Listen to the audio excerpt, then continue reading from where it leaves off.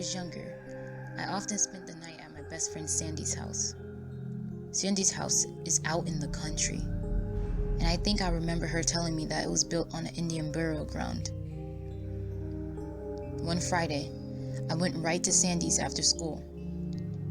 When we got into her house, there was a message from her mom saying that she had gone to Harrisburg and that she wouldn't be back until after midnight.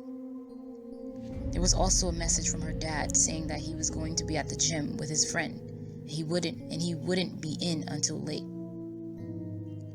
She has a dog named Bert that we took for a walk after we put my stuff down in her room. When we came back, we watched TV for a while and just sat around talking. Then we got bored, so we went up to her parents' room to jump on their bed. We knew we weren't supposed to be up there, and we definitely weren't allowed to jump on their bed. We both hit the bed at the exact same time, and just as we did, I heard very clearly from downstairs her mom say, "Hi Bert, where are the girls?" We both stopped before we bounced off the bed and looked at each other, scared because we knew we'd been caught. We crept over to the door and looked downstairs. The coast was clear, so we darted down and sat in the living room. We started a conversation in the middle to make it seem like we'd been there all night so she wouldn't know anything about what we were doing in her room. After sitting there for a few minutes, we noticed that Bert was lying under the coffee table sleeping in his usual spot, looking completely undisturbed. When her mom came home hours later, we asked her where she went. She looked at us as if we were retarded and asked if we didn't see her note. We said we saw it, but that we meant when she got home and left again. She said she didn't know what we were talking about, and she said that she had just got it from Harrisburg. This totally freaked out Sandy and me, and it was the strangest thing that we both heard the exact same thing at the exact same time, and yet no one was there to have said it. That same year, I was at home and Sandy called me. She sounded really distressed. She said that she was home alone and she saw blue flashes coming from the living room. She walked out while I was still on the phone to check it out. As she walked closer to the kitchen, she heard what sounded like someone turning on the water in the kitchen sink. She peeked around the corner and sure enough, the water was running, but no one was around. The house was completely empty. One day, about 5 years later, Sandy said that she was doing something in her bedroom one day, and her mom was upstairs in her room. She came out of her room for one reason or another and walked out into the living room. Her mom was standing in there and looked very puzzled when she saw Sandy come from the back of the house. Sandy asked her why she looked like that. She told her that it was impossible for her to be coming from the bedroom, because she had just come from downstairs not 2 seconds ago, and that Sandy had been up there with her. Sandy insisted that she was in her own room, never having been upstairs with her mom at all that whole afternoon. They still don't know what's going on in that house, whether or not it has anything to do with it being built on top of an Indian burial ground. They don't know. It doesn't make any sense, but hey, some things are just better that way. Number 2. I had just recently moved from an old farmhouse in Westlake, Ohio. During the 10 years that I lived in that house, I could not keep a door closed to an upstairs bedroom. The house did not slant, and the door was plumb, and had a barn-style door latch that when closed, you could not shake it open. Before I went to bed, I would secure the door closed, and every morning it was open. Years later, we used the room for my 2-year-old son's bedroom, and he would calmly tell us of this man in the window, and would no longer use the room. The dog's hair would stand up on his back when he entered the room. The other strange things about the house is that pictures and wall clocks would become tilted in various directions when we were not in the rooms. All of these things seemed to stop when the house next door was torn down. The past owners of that house had told me that an attic crawl space door would also be open even when it was screwed in place. Number 3. In November of 1998, I was traveling to work on Highway 377 north from Granbury, Texas, to Fort Worth, Texas. It was still dark at 5 a.m. As I was passing the Willis Ranch on my right, I noticed a glowing reddish pulsating light that appeared to be behind the Willis Ranch and near some large power lines. I could see beams of light, the laser beams, being shot up in the sky. I tried to call 911 but could not get an answer. I had WBAP AM radio on waiting for the news. The newsroom immediately asked if anyone was passing near Benbrook, Texas, and had seen strange lights to please call the newsroom. Benbrook was about 10 miles ahead of me on the same highway. After 3 attempts, I reached the newsroom on my cell phone. I identified myself as a deputy sheriff and that I was going into work when I observed this strange light source near the Willis Ranch. The gentleman asked if I had seen anything else. I explained that I did see a small aircraft, possible a high-wing Cessna, flying towards the light source. He says that was their spotted plane. As I was about to explain about the beam of light shooting in the sky, I lost all of the electrical systems in my car.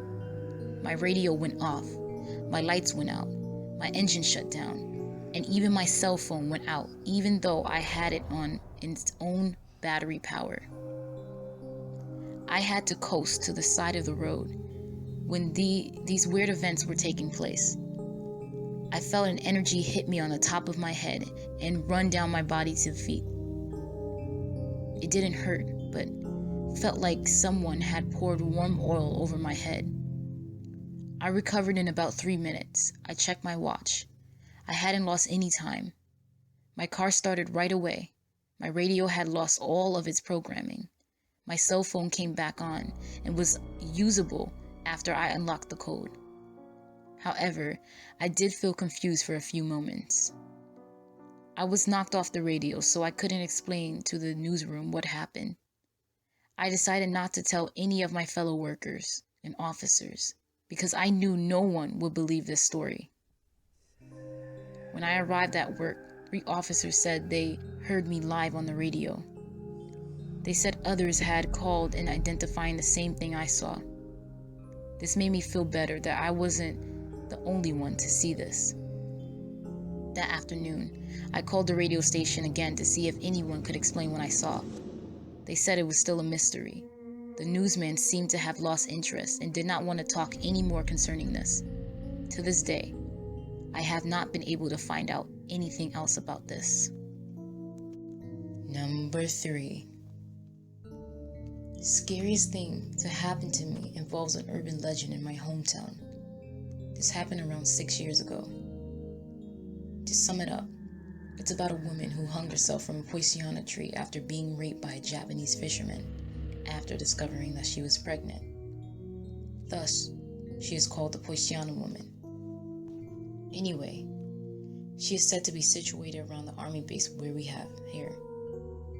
So late one night, my eldest sister, brother, and their partners decided to go to the army tunnels, break in and have a sesh. They didn't stay for very long because once they were in, they said that they had heard footsteps and ran out and left thinking it was a security guard. They arrived home at around 11 p.m. and went to sleep. My mother, little brother, and I were still awake, however. Mom was drunk, playing music loud from the TV. I was on the family computer in the lounge room. Ah, the 90s. And my brother was getting ready to go to bed. Suddenly, he had ran out into the lounge room and was screaming, "Can you hear that?" Of course, we couldn't hear what he was referring to, so he muted the television, and we were up against the window with our ears pressed against it, trying to listen for whatever we were supposed to hear. There was a light moan coming from outside the window. It sounded feminine. It wasn't just outside the window we were at. It circled around the house. We could hear it from the window opposite to the one we were at, and then the door on the side. It began getting louder and louder and louder, and the wind literally picked up and was hurtling around the sound. It got so loud and dramatic that my brother and I were on the ground with our ears covered, crying and screaming. And we have spoken about this after the incident, and we both recall being able to hear the sound at the exact same volume, even with our ears covered, almost as if it was in our heads. This went on for around 5 to 10 minutes when it just suddenly stopped. It was silent, and there was no wind outside. Mom was there with us and recalls nothing happening. She didn't hear a thing. It was only after we moved out of that house years later when we realized there was a poinciana tree outside of that window. 5. The story I'm about to tell is completely true. Having said that, there are some disclaimers I will add at the end. About 3 years ago, I moved to the city I am living in now to go to school. Before I moved, I was living about 1,400 kilometers west, working as a pump tech. The month before I moved, I had to make a few trips and back and forth to finalize everything, find an apartment, etc. Anyway, what happened took place on one of the return trips.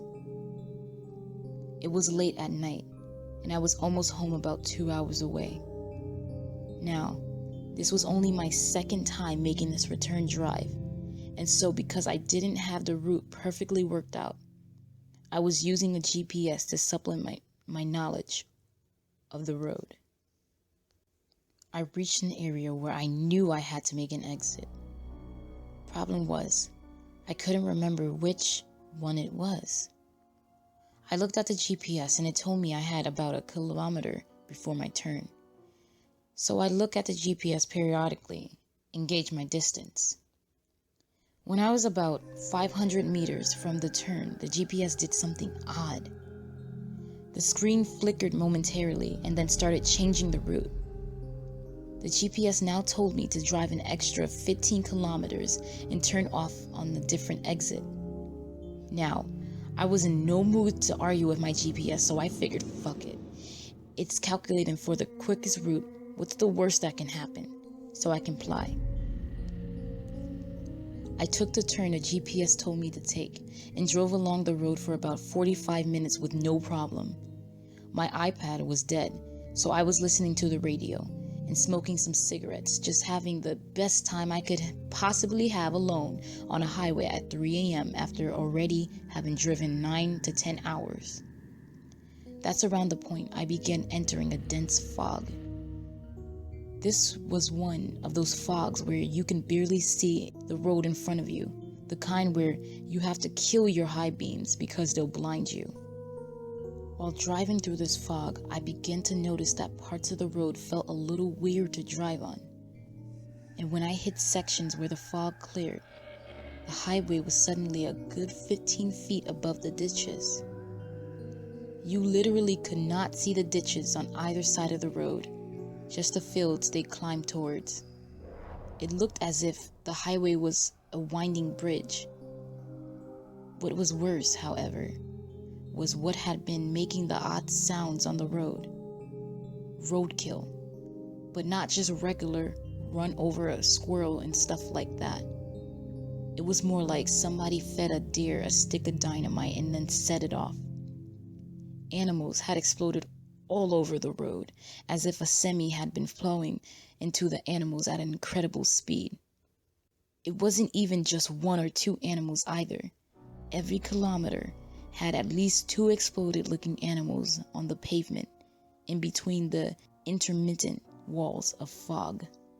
I looked at the GPS again, and it said that I had about 80 kilometers to turn off, which was a problem because I was only doing about 60 as the conditions were absolutely shit. so I suck it up and keep going. The radio lost its signal around this point. 2 stations were fighting over the only frequency that seemed to be getting any signal whatsoever. I turned it a bit down and lit up another cigarette.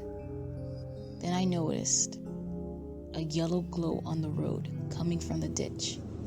So instinctively slowed down in case it might been a deer or something.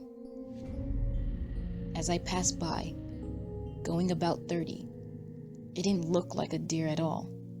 It looked like as though it had hairless skin and sort of like a dark mustard sort of color to it. It was right at the edge of the highway too, as if peering over from the ditch. I cannot say for certain, but it almost looked human, bipedal, hairless, but its eyes were golden and its skin dark yellow. What was almost most off-putting is that when I drove by it, it hunkered down as if it were trying to hide, with only its eyes visible. And then, as I passed by, its head turned and got up a bit again, watching me drive off. That really freaked me out. Little did I know, shit was about to get crazy. As you can imagine, I didn't know what to think about whatever it is I may or may not have seen by that ditch. But rest assured, I just wanted to get home by this point. Fog cleared considerably, and the highway eventually turned into a heavy wooded area that didn't seem to be populated whatsoever. I started to realize there was a problem. When I was about 2 kilometers away from the highway I was supposed to turn onto, there was no apparent highway in the distance. When I got 300 meters away, still no highway. So I get closer and closer. The GPS tells me I need to turn right in 200 meters, then 100 meters, then 50, and then it tells me not to turn right, but to turn left instead. And this was all so confusing because there should have been a highway, but all I can see was a single tiny dirt road. I really should have known better. Should have known that turning down the road was a bad idea. But what else was I supposed to do? I turned left onto this dirt road, which was more like a path. It was so narrow, my car barely fit onto it. This where the most frightening thing that has ever happened in my life occurred. The road started doubling back towards the direction I had come from, like a half circle. And the road is so narrow and the trees are so thick that I can't actually see what I'm turning towards until I already made the turn. The second the turn completed, the dirt road ended and led into a small clearing. Inside that clearing, just an abandoned church and graveyard. I looked up at the bell tower and saw what I was and still am convinced was a silhouette staring out towards me. Then I looked down at my GPS, and on the screen were the 3 most terrifying words imaginable. You have arrived. Well, I got the fuck out of there as fast as I could. Now for the disclaimer. I don't know what the hell was going on that night, and I never will. I was obviously tired as hell, but to perceive things that inaccurately? I don't know. I might have just been seeing things, but I know that GPS took me somewhere it shouldn't have. Well, just wanted to share that, and again, it's 100% true to the best of my recollection. And no, I haven't used that GPS since.